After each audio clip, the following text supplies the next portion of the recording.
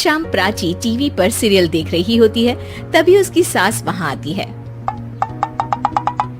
अरे सीरियल में तो ऐसे मग्न है जैसे आज रात का खाना पड़ोसी आकर बनाएंगे।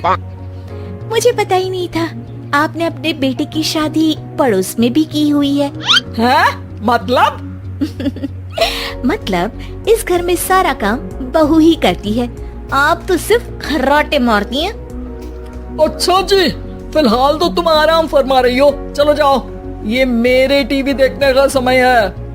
आहा, इसीलिए मुझे भगाया जा रहा है। सॉरी, अब तो बिल्कुल नहीं जाऊंगी। प्राची की इस बात पर दोनों सास बहू के बीच टीवी रिमोट के पीछे बच्चों जैसे छीना झपटी शुरू हो जाती है, जिसके बीच श्लोक भी काम से घर वापस आ जाता है।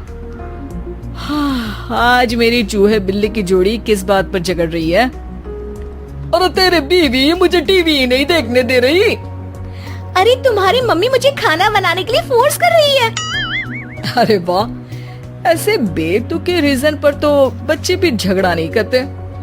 अरे मुझे कुछ मत बोल, सब इसने ही शुरू किया है।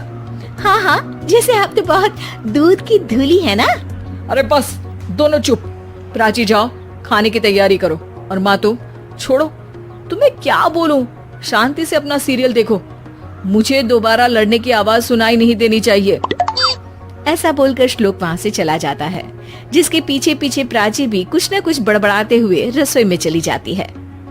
हाँ हाँ, सासू जी को तो कुछ बोलेंगे ही नहीं, बस मुझ पर ही हुक्म चलता है, खाना बनाओ, जैसे मैं इनके घर में खाना बनाने के लिए आई हूँ। इसी तरह शाम बीतती है और रात को श्लोक और प्राची की सास खाना खाकर सोने चले जाते हैं, लेकिन प्राची गुस्से में कुछ खाए बिना काम में ही लगी रहती है। इस घर में किसी को घंटा फिक्र नहीं पड़ता, मैं खाऊं या भूखी रहूं। प्राची कुछ देर के लिए रसोई से बाहर जाती है और जैसे ही वापस आती है तो वहाँ दूध का भरा ग्लास देखकर हैरान रह जाती है।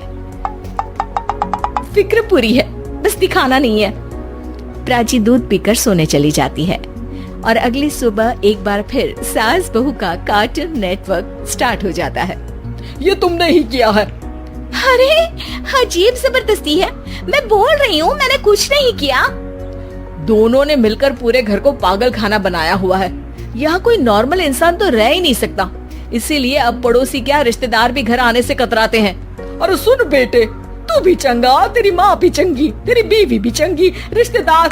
हाँ जी, आपको नहीं पता क्या, गंगाधर ही शक्तिमान है, रिश्तेदार ही। हाँ हाँ, बस समझ गया। कभी जानवरों जैसे लड़ेंगी तो कभी जुगलबंदी करेंगी। भाई मैं आप दोनों के बीच में नहीं फंसना चाहता।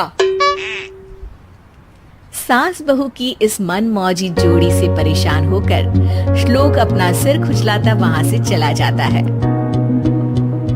चलो अब मैं भी कीर्तन में जा रही हूँ। इस पर जैसे ही सास कमरे में अपना पर्स लेने जाती है तो वहाँ नाश्ते की प्लेट रखी देख मुस्कुराने लगती है और नाश्ता करके घर से बाहर निकलते हुए कुछ पैसे टेबल पर रख जाती है, जिसके कुछ देर बाद सिलेंडर वाला घर आता है। ओ मोरी मैया, मैं सिलेंडर के बारे में तो बिल्कुल भूल ही गई थी। घर खर्च के सारे पैसे भी मम्मी के पास है और श्लोक से बोला तो उल्टा 4 बात सुनाएंगे। प्राची ये सोच ही रही होती है कि अचानक उसका चेहरा चमक उठता है और वो घर में आकर इधर उधर देखने लगती है। तभी उसकी नजर टेबल पर रखे पैसों पर पड़ती है, जिन्हें वो सिलेंडर वाले को दे देती है। ये सब श्लोक देख लेता है। अच्छा बेटे, इतना बड़ा घोटाला, सबके सामने मैं तेरी दुश्मन और पीठ पीछे तेरी मेरी यारी। इस पर श्लोक एक प्लान बनाता है और शाम को सब एक साथ बैठे होने पर बोलने लगता है। माँ, तुम दोनों की बहुत लड़ाई होती है, इसलिए मैं सोच रहा हूँ कि प्राची को उसके घर छोड़ाऊं, इससे वो भी खुश रहेगी और तुम भी। अचानक श्लोक की ये बात सुनकर सास बहू शौक से उसकी तरफ देखती है। अरे ऐसे कैसे घर छोड़ाओगे, मुझे कहीं नहीं जाना। अरे तुमने बोला नहीं पर मैंने सुन लिया, तुम्हें मम्मी के साथ रहना अच्छा नहीं लगता, मुझे पता है। अरे वो अरे, जब बहू खुद कुछ काम बोले तो वो तुझे सुनता नहीं, और अब जो इसने बोला ही नहीं वो तू समझ गया। जब उसे नहीं जाना तो फिर जबरदस्ती क्यों कर रहा है? अच्छा, फिर आपको मौसी के घर छोड़ाता हूँ, बस अब आप दोनों एक घर में एक छत के नीचे नहीं रह सकती। मैं इस टॉम एंड जेरी की जोड़ी को और नहीं झेल सकता। हैं? ऐसे कैसे नहीं रह सकते? तुम्हें इतनी दिक्कत है तो तुम्हारा बोरिया बिस्तर पैक कर देती हूँ, लेकिन मम्मी जी कहीं नहीं जाएंगी। बिल्कुल यही सुनना था मुझे।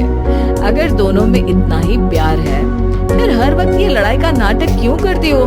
देखा मैंने कैसे माँ किचन में दूध रखती है और तुम उनके लिए कमरे में नाश्ता रखती हो, और कैसे वो पहले ही तुम्हारी दिक्कत समझकर घर में पैसे रखकर बाहर जाती है।